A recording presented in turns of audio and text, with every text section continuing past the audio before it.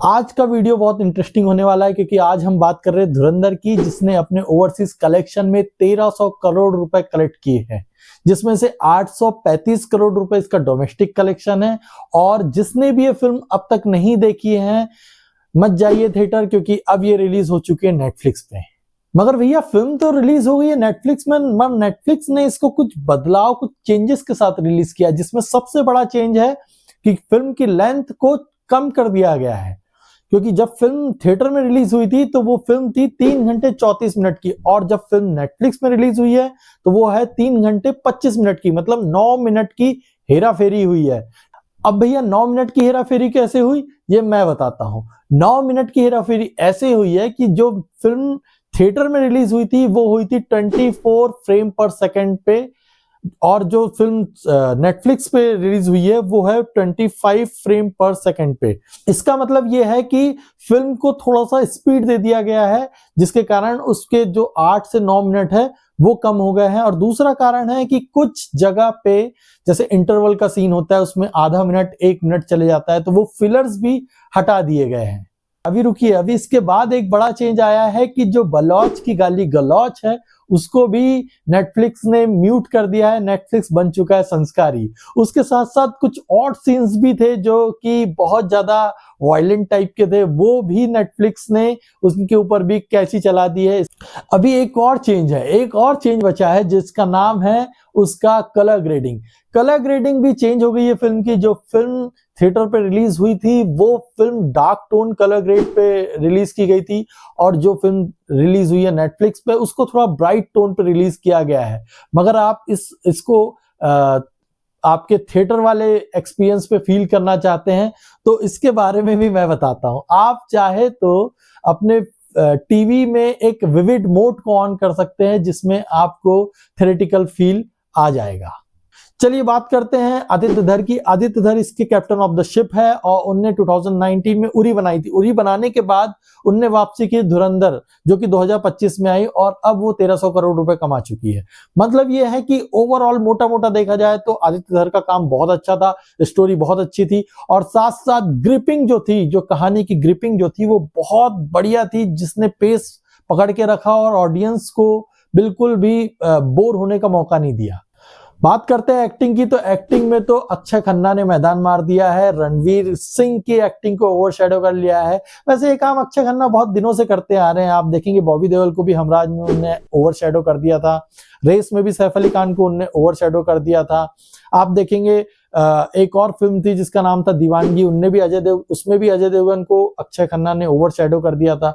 अभी जो recent film आई थी छावा, वहां पर भी विकी कौशल को बहुत ज्यादा ओवरशैडो कर दिया था। तो अक्षय खन्ना तो ये सब काम करते ही है, और इसके कारण जो घाटा हुआ है वो हुआ है उन एक्टर्स को जो इसमें थे।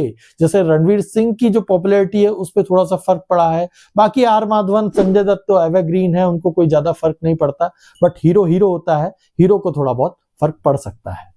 अब बात करते हैं सेकंड लीड्स की, जिनके कारण फिल्म के प्लॉट्स में ट्विस्ट पे ट्विस्ट आते गए। जैसे सबसे पहला नाम है राकेश बेदी का, जो कि एक वेटरन एक्टर है जिनका बहुत अच्छा शानदार काम है फिल्म में। उसके साथ साथ गौरव गहरा है, उसके साथ सारा अर्जुन है, सौम्या टंडन भी है, भाभी जी घर पर हैं की, और भी कुछ लोग हैं, जिसमें एक और नाम है जुस्सी का, जुस्सी भी है इस फिल्म में। तो बी या फिर सेकंड ग्रेड एक्टर्स के भी बहुत अच्छे रोल्स इसमें लिखे गए थे, जिसको इन लोगों ने बहुत बखूबी निभाया है।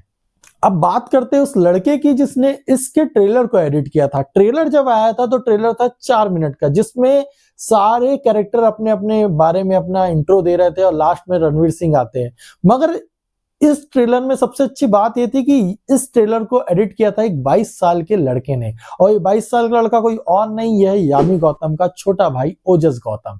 बहुत अच्छी एडिटिंग थी। जब मैंने फिल्म का ट्रेलर देखा था तभी मैं समझ गया था कि फिल्म कुछ बूम करने वाली है।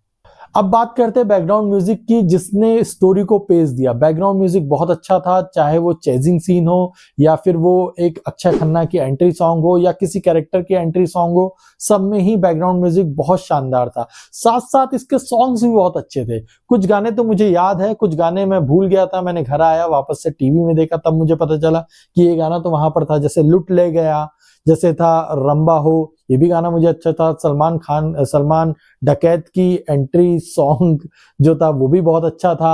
आपका गहरा हुआ भी बहुत अच्छा था, और वो जिसमें दो एक्ट्रेस डांस करते रहती है वो भी बहुत अच्छे। तो सारे ही गाने बहुत अच्छे थे। अगर आप इसको एक बार इस एल्बम को सुनेंगे तो आपको बहुत पसंद आएगा। इसके पीछे एक इंसान था, इसके पीछे एक म्यूजिक कंपोजर था जो कि लाइमलाइट में नहीं रहते हैं, बट मैं आपको बता दूं उनका नाम है शाश्वत सचदेवा, जिनकी म्यूजिक थी बहुत बढ़िया, म्यूजिक थी बहुत बढ़िया। चलिए अब मैं एक बहुत इंपॉर्टेंट पॉइंट को क्रेडिट देना चाहता हूं, क्योंकि मैंने एक्टर को क्रेडिट दे दिया, डायरेक्टर को दे दिया, एडिटर को दे दिया, बैकग्राउंड म्यूजिक को दे दिया। अब जो इंपॉर्टेंट पॉइंट है वो है माउथ पब्लिसिटी। अगर आप फिल्म देखते हैं और बाहर आके आप दूसरों को बताते हैं कि फिल्म देखने जाओ, ये फिल्म अच्छी है, वो लोग भी फिल्म देख के आते हैं, तो ये है माउथ पब्लिसिटी। एक्चुअली जब फर्स्ट वीक का कलेक्शन आया था तो वो अराउंड 218 करोड़ रुपए था, और जब सेकेंड वीक का कलेक्शन आया था तो वो अराउंड 260 करोड़ रुपए था, 260 करोड़ रुपए। तो कहीं ना कहीं सेकेंड वीक का कलेक्शन फर्स्ट वीक के कलेक्शन से बहुत ज्यादा था। इसका सबसे मेन इंपॉर्टेंट फैक्टर था माउथ पब्लिसिटी। माउथ पब्लिसिटी के कारण ही फिल्म 1300 करोड़ अचीव कर पाई है। एक और फनी फैक्टर है जिसके कारण फिल्म ने 1300 करोड़ रुपए कमाए हैं, जिसका नाम है राजा साहब। क्योंकि राजा साहब आते हैं, राजा साहब चले जाते हैं। प्रभास की ये फिल्म आई, कुछ लोगों ने देखा, कुछ 160 करोड़ का कलेक्शन मैंने जब सुना था फर्स्ट वीक का ये था, और फिल्म फ्लॉप होके निकल जाती है। मतलब ज्यादा स्पेस नहीं लेती है और सारा स्पेस मिल जाता है धुरंधर को।